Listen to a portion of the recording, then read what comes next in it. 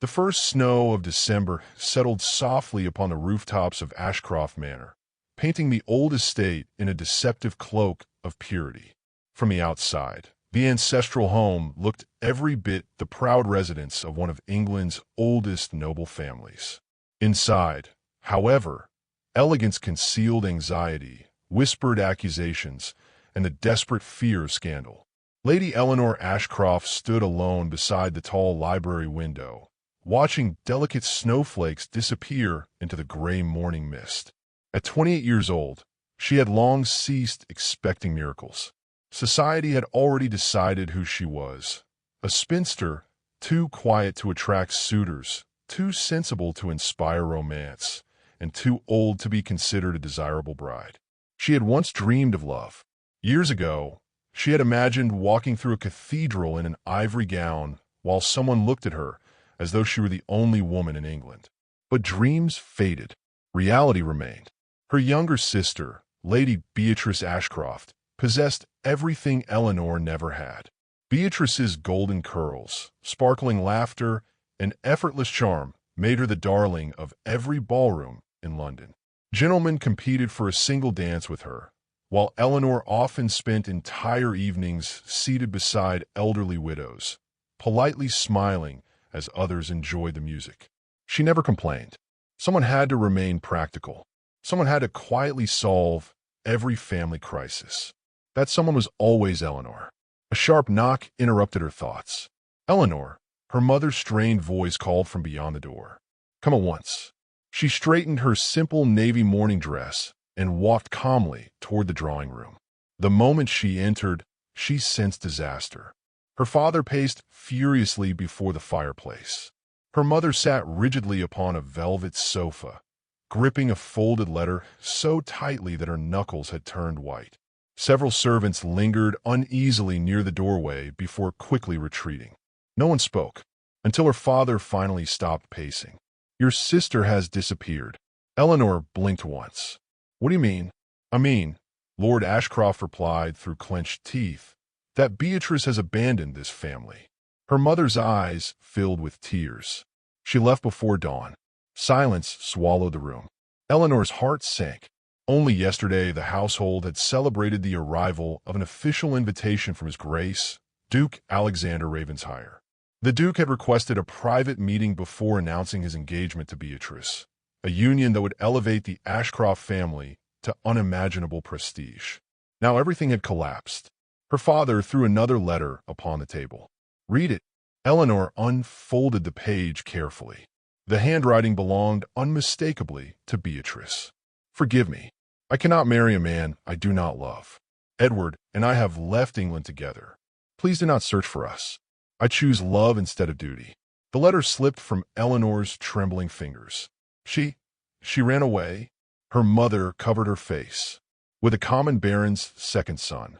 Lord Ashcroft struck the fireplace mantel with his fist. She has humiliated us. No one moved. The ticking grandfather clock echoed through the room. At last Eleanor spoke quietly. What will you tell the Duke? Her parents exchanged fearful glances. Her father answered in a voice strangely calm. That is why we summoned you. Eleanor felt an uneasy chill. You will travel to Ravenshire Manor. She frowned. I beg your pardon? You shall deliver our apology. She stared at him in disbelief. You wish me to face the Duke alone? There is no alternative. But this is not my mistake. No. Her father avoided her eyes. It is your responsibility. Those words struck deeper than any insult. Responsibility. Since childhood, that word had followed Eleanor everywhere. When Beatrice refused lessons, Eleanor studied twice as hard. When Beatrice damaged expensive gowns, Eleanor surrendered her allowance. When guests required entertaining, Eleanor smiled. When servants needed guidance, Eleanor listened. When her parents argued, Eleanor restored peace. Always. Always Eleanor. Never Beatrice. She lowered her gaze. I understand. Her mother reached for her hand. My dear. But Eleanor gently withdrew before the touch could reach her. No explanations are necessary. Within hours preparations were complete. No celebration accompanied her departure. No farewell embrace. Only hurried instructions. Protect the family. Protect the name. Protect the reputation. As the carriage rolled through the iron gates, Eleanor looked back one final time at Ashcroft Manor. For reasons she could not explain, it felt less like leaving home and more like being quietly dismissed from it. The journey to Ravenshire Manor required nearly 2 days. Rolling hills blanketed in snow stretched endlessly beyond the carriage windows. Ancient oak forests lined frozen rivers while distant church bells drifted across the countryside. Eleanor spent most of the journey reading the Duke's previous correspondence. Every letter displayed remarkable courtesy. Every sentence reflected discipline. There was not a trace of arrogance. How strange. London gossip painted Alexander Ravenshire as a cold and intimidating nobleman whose fortune rivaled princes and whose silence frightened politicians. Yet his letters revealed a thoughtful gentleman. Perhaps society enjoyed inventing monsters. Late on the second afternoon, the carriage climbed a winding hill. Then Eleanor saw it. Ravenshire Manor. The estate rose above the valley like something from an ancient legend. Towering stone walls. Countless windows glowing with warm candlelight. Majestic gardens sleeping beneath fresh snow. Elegant fountains frozen into crystal sculptures. Servants hurried across broad courtyards while mounted guards opened the enormous gates. Even Eleanor, accustomed to noble estates, struggled to hide her amazement. "This cannot simply be a home," she whispered. "It is practically a kingdom." The carriage stopped beneath an enormous covered entrance. Before the footman could open her door, another servant stepped forward.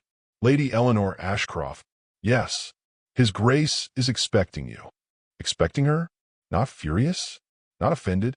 Curious. She followed the butler through magnificent marble corridors decorated with priceless paintings and glittering chandeliers. Every servant moved efficiently yet without fear.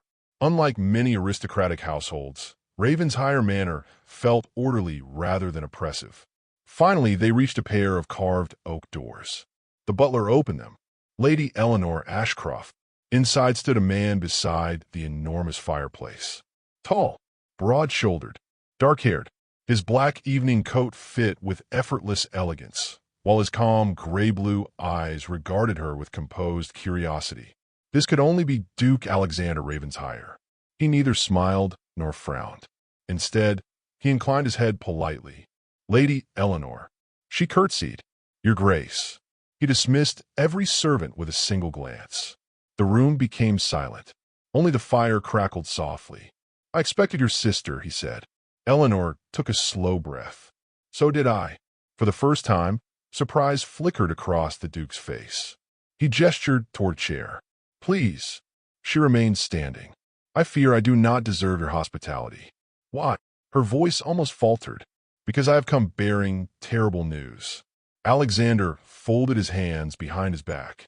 "I suspected as much." "You suspected?" He nodded. Lady Beatrice's recent letters changed. Eleanor looked up. They became strangely formal. He continued calmly. The handwriting remained graceful, but the warmth disappeared. "You noticed?"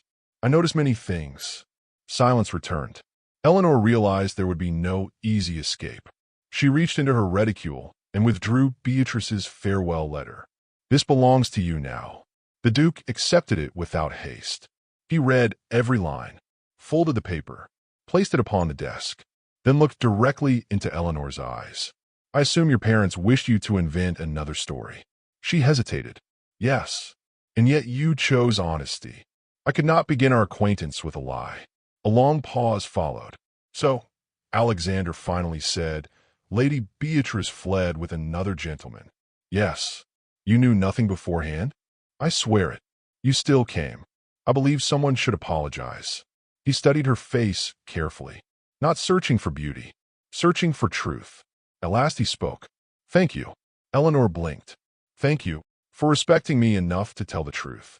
She had prepared herself for anger, for humiliation, for accusations. Gratitude had never crossed her mind. The Duke poured tea himself and offered her a cup.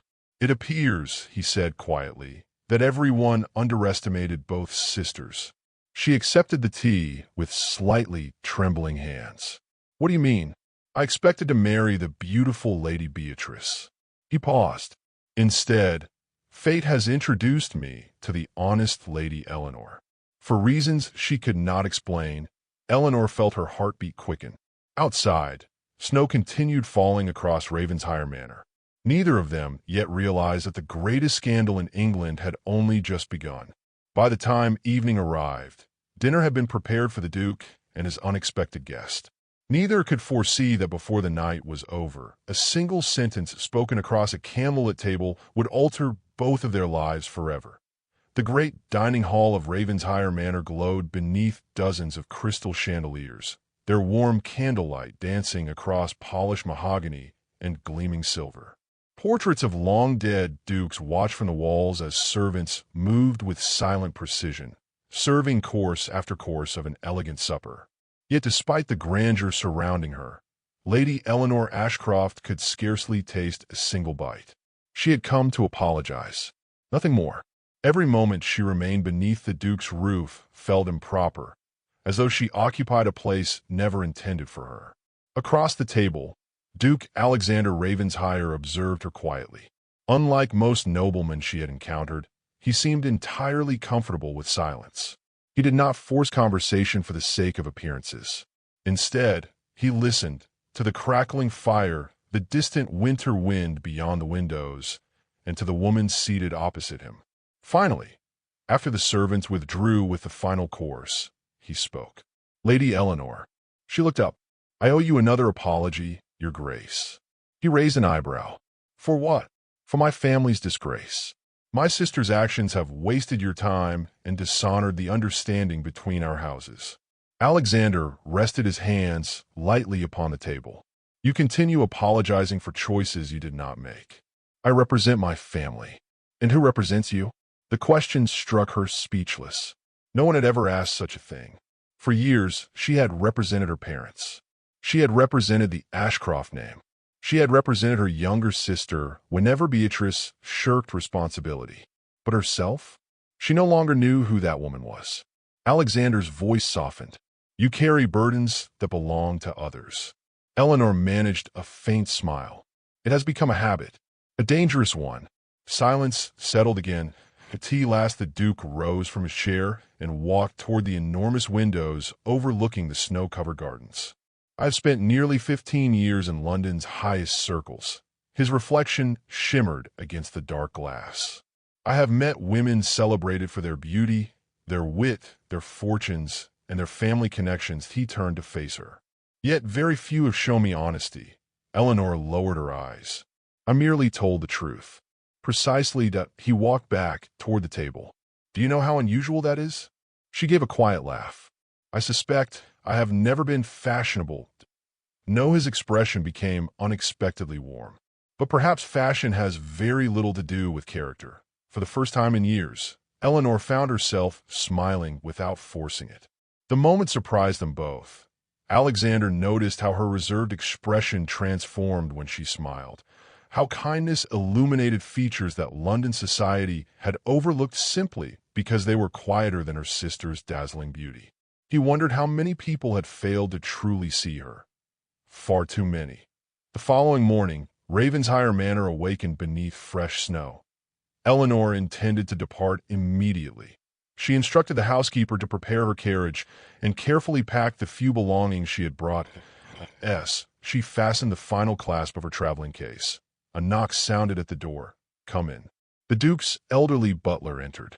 "His Grace requests the pleasure of speaking with you before your departure." She nodded. "I shall come at once." Moments later, she entered Alexander's private library. Unlike the formal drawing rooms, this chamber felt lived in. Towering bookshelves stretched toward the ceiling. Maps covered one wall. A large globe stood beside the fireplace. Several engineering sketches lay open across a desk. It looked less like the office of an aristocrat and more like the study of a thoughtful scholar. Alexander stood beside the fire. "I hear you intend to leave. I have already troubled you long enough." "I disagree." She frowned. "My purpose here has ended." "No." His voice remained calm. "It has only begun." She looked at him in confusion.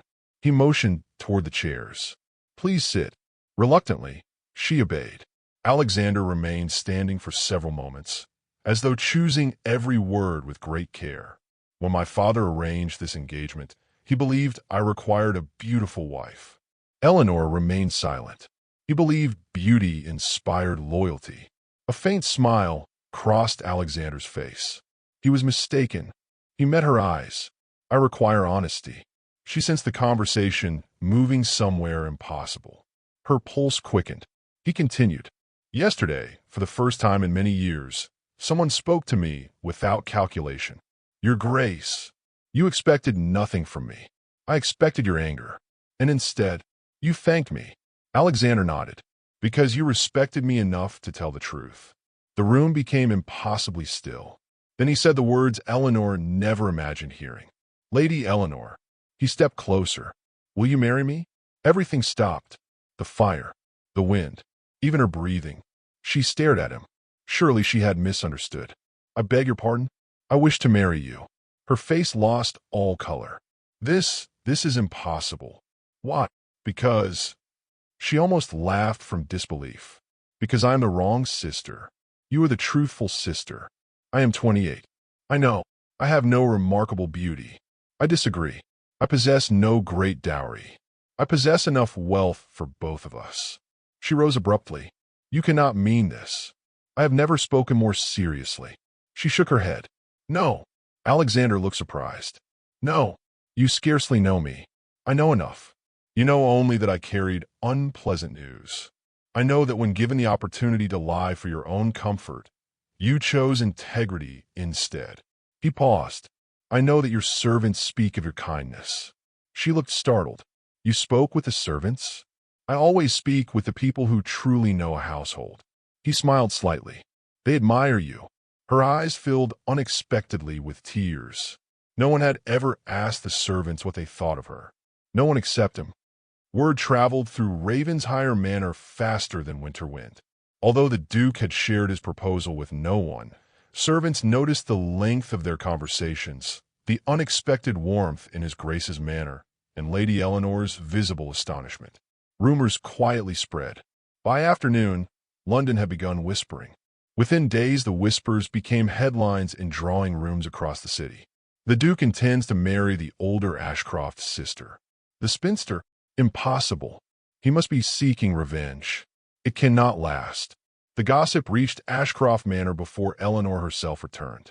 Lord and Lady Ashcroft arrived at Ravenshire Manor in furious haste. They were admitted immediately. Eleanor found them waiting in the grand drawing room. Her father's face burned with anger. What madness is this? She looked genuinely confused. What do you mean? Do not pretend innocence. Her mother spoke in a trembling voice. The Duke has requested permission to court you. Eleanor looked toward Alexander. He answered calmly. I considered it proper to inform your parents. Lord Ashcroft exploded.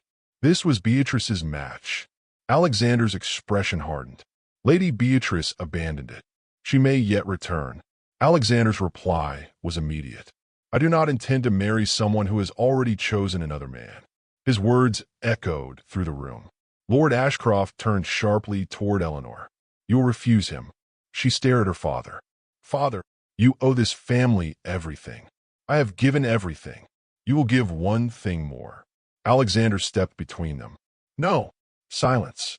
The Duke's voice remained courteous, but beneath it lay unmistakable authority. Lady Eleanor will decide for herself. Lord Ashcroft's jaw tightened. You encourage rebellion. I encourage freedom. The older man could find no answer. For perhaps the first time in Eleanor's life, someone had stood between her and unreasonable demands. She felt something inside her begin to change. Not confidence. Not yet. Hope. Several days later, another carriage arrived unexpectedly.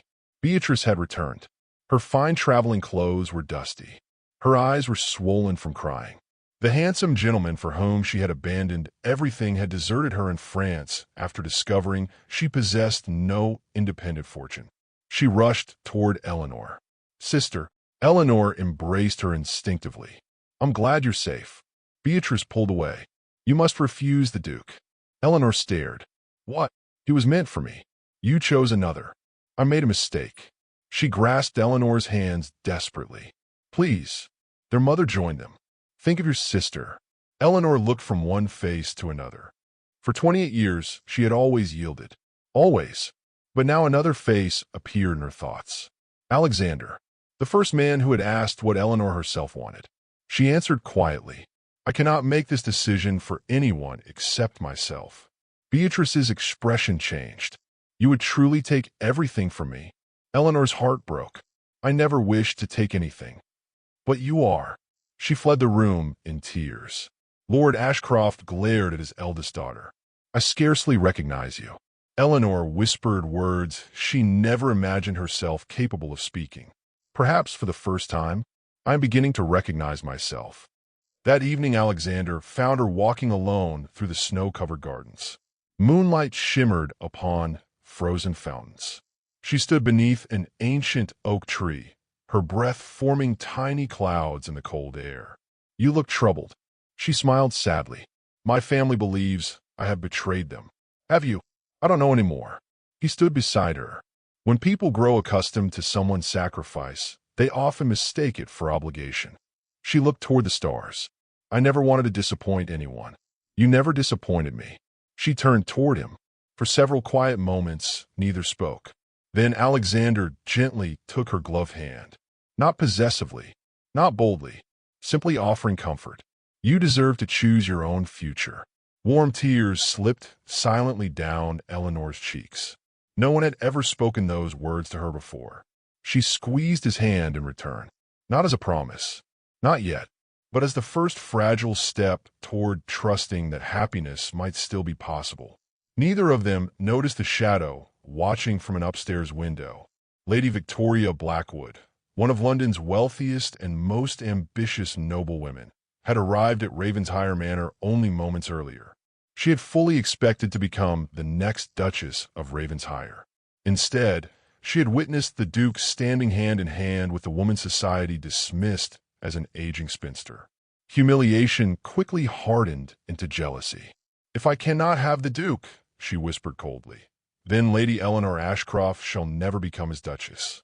Winter settled deeply over Ravenshire Manor, but inside its ancient stone walls, the atmosphere had become colder than the season itself. Word of Duke Alexander Ravenshire's intention to marry Lady Eleanor Ashcroft had spread across England like wildfire. Every drawing room, every gentleman's club, and every fashionable salon buzzed with disbelief. "The Duke has lost his senses. He intends to marry the older sister, the spinster. There must be some hidden scheme." The whispers reached Eleanor wherever she went. Ladies who had once ignored her now stared openly. Gentlemen lowered their voices as she passed. Some pitied her, believing the Duke sought only to punish Beatrice. Others insisted she had somehow manipulated England's most eligible bachelor. Only Alexander remained unmoved. One crisp morning, he invited Eleanor to accompany him as he toured the Ravenshire estate. Instead of lavish gardens and grand halls, he led her to the tenant village nestled beyond the manor. Children ran through the snow, laughing as they built snowmen. Elderly villagers greeted the Duke warmly, removing their hats with genuine affection rather than fearful obligation. Alexander knew every family by name. He asked after an elderly widow recovering from illness. He promised repairs to a farmer's damaged barn before spring. He stopped to congratulate a young blacksmith whose wife had recently given birth. Eleanor watched quietly. "You truly remember all of them." He smiled. "They are not merely tenants. Their lives are tied to mine. A title means little if one forgets the people who depend upon it." For the first time, Eleanor understood why his servants respected him so deeply. His kindness was never performed for an audience. It simply existed. As they continued walking through the village, a little girl carrying a basket of bread slipped on the icy road. The basket tumbled into the snow, scattering warm loaves across the ground. Before anyone else reacted, Eleanor hurried forward. "Oh, my dear." She knelt without hesitation, brushing snow from the bread while comforting the frightened child. "It is quite all right." The little girl looked ready to cry. "My mother will be angry." Eleanor smiled gently. "Then we shall make certain she has no reason to be. Alexander silently removed his own expensive cloak and wrapped it around the shivering child before carrying the basket to her family's cottage. Several villagers watched the scene. None of them saw a duke and a noblewoman. They saw two people whose first instinct was compassion. That evening, news of the incident quietly spread through the estate. The future Duchess helped little Emily. She knelt in the snow beside the child. She never cared that her dress was ruined. Respect began replacing curiosity. Not everyone welcomed Eleanor's growing acceptance. Lady Victoria Blackwood had no intention of surrendering quietly. Beautiful, wealthy, and fiercely ambitious, Victoria had spent years believing she would one day become Duchess of Ravenshire. Alexander had always treated her with flawless courtesy, but never with affection. Now a woman whom society had dismissed as insignificant threatened everything Victoria desired. She summoned several influential ladies to her London townhouse. "If Lady Eleanor's reputation collapses," Victoria said smoothly, "the engagement will collapse with it." One guest frowned. "But what scandal can be attached to such a quiet woman?" Victoria smiled. "Then we shall provide one." Within days, anonymous letters began appearing throughout London. They claimed Eleanor had secretly encouraged Beatrice's elopement. They claimed she had always envied her younger sister. They claimed she had deliberately traveled to Ravenshire Manor, hoping to steal the Duke for herself. The lies spread quickly. By the time invitations arrived for the Queen's winter charity ball, whispers followed Eleanor everywhere. Lady Ashcroft found her daughter sitting quietly in the manor library. "You need not attend." Eleanor closed the book in her lap. "If I hide now, the rumors will become truth." Her mother looked ashamed. "I should have protected you." Eleanor smiled sadly. "I spent so many years protecting everyone else that perhaps none of us noticed I also needed protecting." Tears filled Lady Ashcroft's eyes. "My dear, I do not blame you." For the first time in many years, mother and daughter embraced without obligation. Only love remained. The Queen's winter charity ball became the social event of the season. Crystal chandeliers illuminated the magnificent ballroom. Military officers, ambassadors, judges, and noble families from across Britain gathered beneath gilded ceilings, while an orchestra performed elegant waltzes. Every eye turned toward the grand staircase when Alexander entered with Eleanor upon his arm. She wore a silver-blue satin gown embroidered with delicate pearls. Her dark hair was arranged simply, allowing her natural grace to shine. There were no extravagant jewels, no excessive decoration. She carried herself with quiet dignity. The ballroom fell unusually silent. Lady Victoria watched from across the room. "So," she whispered, "the performance begins." As the orchestra finished its first piece, Victoria stepped gracefully into the center of the ballroom. "My dear Lady Eleanor." Every nearby conversation ceased. "I wonder whether everyone here knows how remarkably fortunate you are." Eleanor met her gaze calmly. "I have indeed been fortunate." Victoria's smile sharpened. "Fortunate enough to inherit your own sister's future." A murmur rippled through the guests.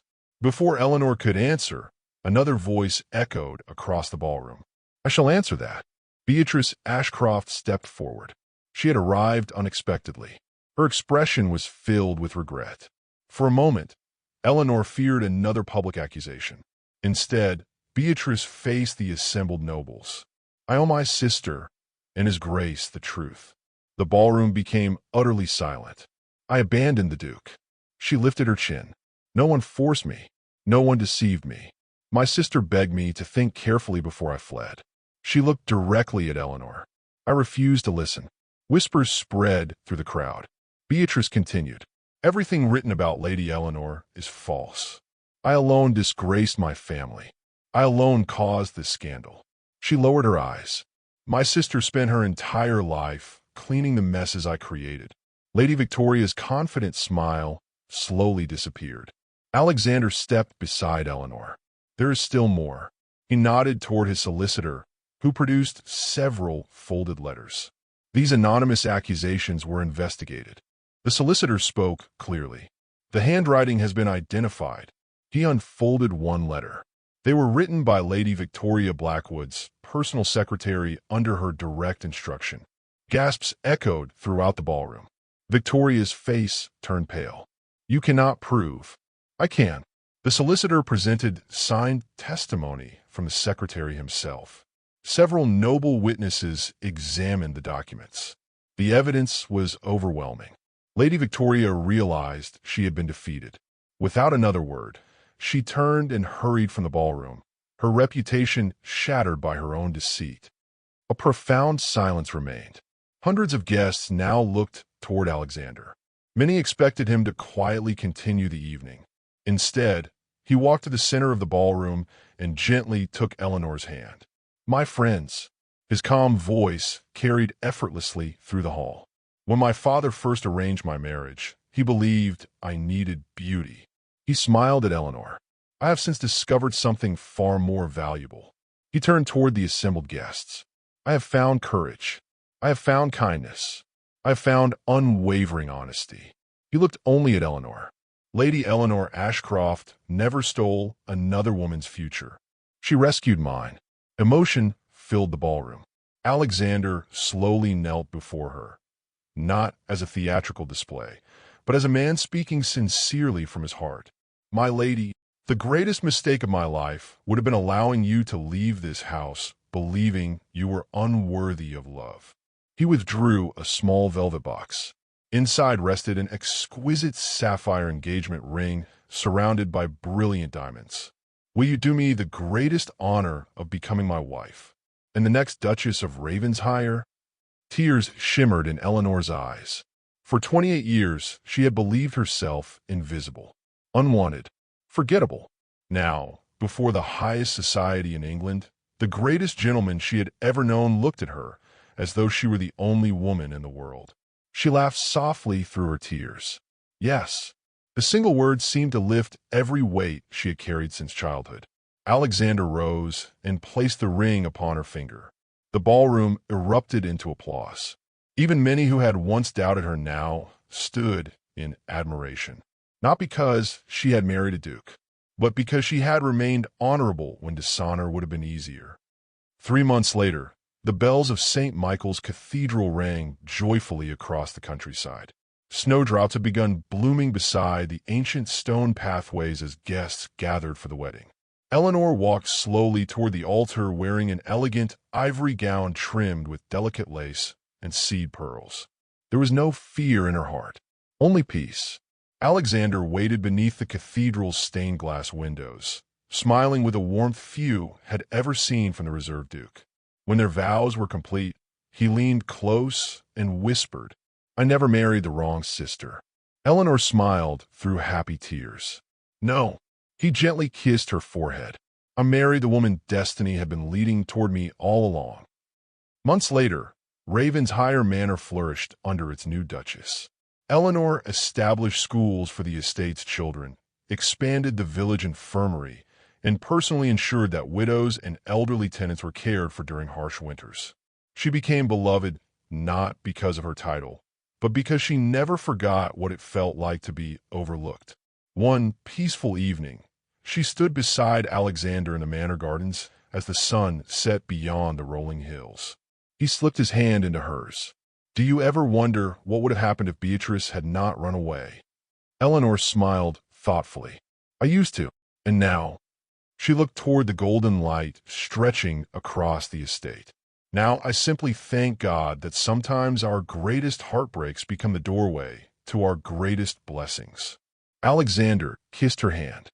Together they watched the last rays of sunlight disappear beyond Ravenshire Manor, no longer as a lonely spinster and a disappointed duke, but as husband and wife, bound not by arrangement or ambition, but by honesty, respect, and a love neither of them had ever expected to find. And in every corner of the estate, people would one day tell the same remarkable story.